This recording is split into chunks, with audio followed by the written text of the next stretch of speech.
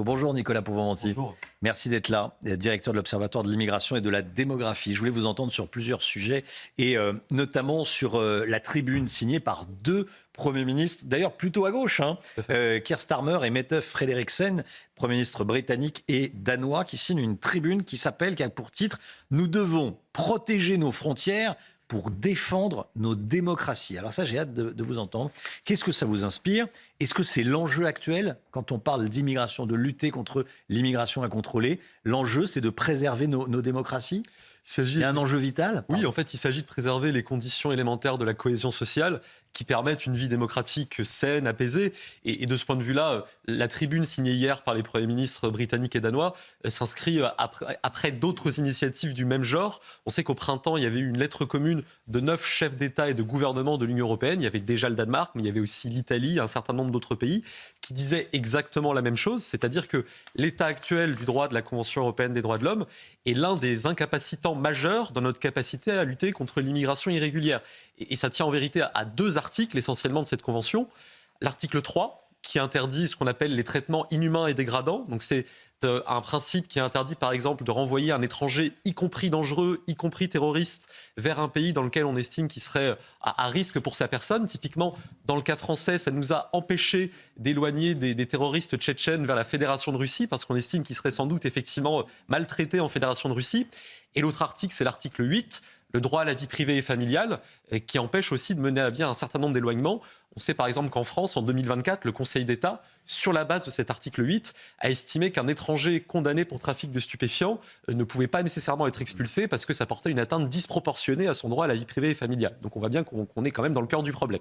C'est quoi la réalité de l'immigration en Grande-Bretagne et au Danemark, mais en Grande-Bretagne aussi ? Alors, je dirais que c'est deux situations très différentes. Le Danemark a mis en place, il y a de ça une décennie, l'un des systèmes d'immigration et notamment l'un des systèmes d'asile les plus restrictifs d'Europe.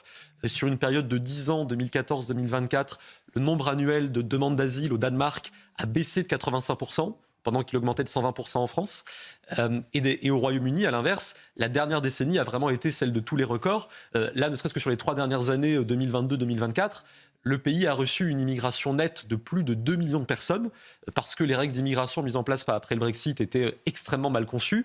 Et le gouvernement travailliste essaye de répondre aux aspirations de l'opinion britannique qui est à cran sur ce sujet. Oui, alors ça, on se souvient cet été, il y avait des manifestations devant des hôtels en Grande-Bretagne. Absolument, c'est-à-dire que le Royaume-Uni commence à être confronté à un type d'immigration qu'ils avaient peu jusqu'à présent, qui sont les demandes d'asile. C'est-à-dire que la Manche était une sorte de frontière naturelle de ce point de vue-là, mais en l'espace de 3 ans, le nombre de demandeurs d'asile au Royaume-Uni a triplé.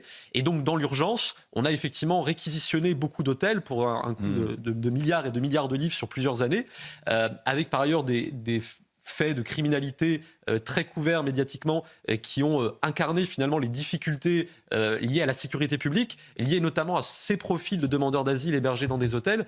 Et le type de manifestation que vous décrivez vient clairement de cette situation.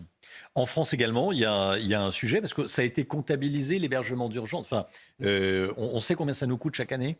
Oui, c'est-à-dire que à l'hôtel et dans les centres d'hébergement d'urgence. C'est ça. En fait, l'hébergement d'urgence, aujourd'hui, il se spécialise clairement dans l'accueil de l'immigration. Il y a en gros 320 000 places d'hébergement d'urgence, dont 120 000 places qui sont spécialement réservées aux demandeurs d'asile, spécialement pour eux. C'est ce qu'on appelle le dispositif national d'accueil. Ces places, ça coûte environ 1 milliard d'euros par an. Et ensuite, on a 200 000 places d'hébergement d'urgence généralistes, mais dans lesquelles, nous dit la Cour des comptes, 40 à 60% de ces places sont occupées par des étrangers en situation irrégulière. En clair, c'est de l'hébergement d'urgence pour des SDF, mais en réalité, ce sont pour des étrangers en situation irrégulière. Absolument, et avec un effet d'éviction pour les demandeurs français ou étrangers en situation régulière qui est terrible. C'est-à-dire que le nombre de demandeurs d'hébergement d'urgence a augmenté de quasiment 50% depuis 2021. On a plus de 60% des demandes d'hébergement d'urgence qui ne sont pas satisfaites, et ça tient d'abord à la saturation créée par l'immigration irrégulière sur ces places-là, dont un tiers sont des nuitées hôtelières qui sont louées chaque soir. Donald Trump nous met en garde. Son administration dit que l'Europe risque un effacement civilisationnel. Il a récemment parlé de Paris et de Londres qui ont changé, qui sont abominables, qui étaient bien avant, qui sont devenus abominables. Qu'est-ce qu'on peut en dire ? Et c'est un sujet qui va peut-être enfin, qui va pas au-delà de vos compétences, mais peut-être de votre cercle de travail, de votre zone de confort peut-être. Mais Donald Trump a dit, en substance, hein, si la population changeait autant en Europe, l'Europe pourrait ne plus être nos alliés. Qu'est-ce que vous en pensez? Qu'est-ce que vous avez à dire? C'est une notion très forte qu'on retrouve dans la nouvelle stratégie de sécurité américaine qui a été dévoilée il y a une quinzaine de jours. C'est la notion d'allié civilisationnel.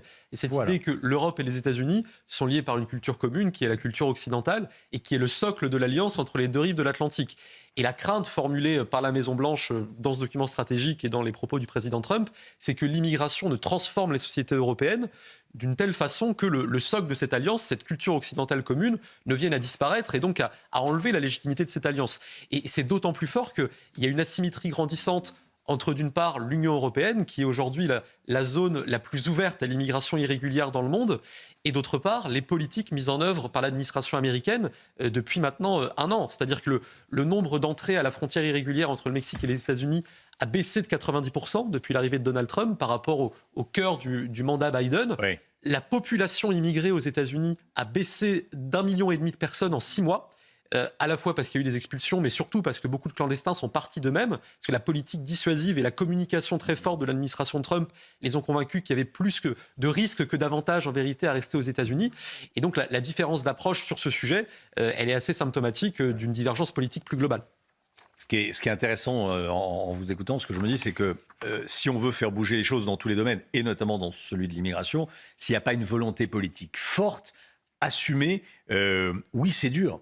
Hein, il y a des images dures, humainement dures, mais si on veut faire changer les choses, faut les assumer. Il faut une volonté politique forte. Sur ce point, qu'est-ce que vous avez ce que ça démontre, ajouter, c'est possible, c'est qu'il n'y a pas de fatalité finalement, et que avant même la première, efficience de la première mesure, ça part aussi du signal politique envoyé. Ce que vous dites sur Donald Trump est très intéressant, c'est-à-dire dès l'instant où il y a une impulsion, avant même l'application des mesures, ça renvoie déjà quelque chose et ça permet d'avoir des résultats.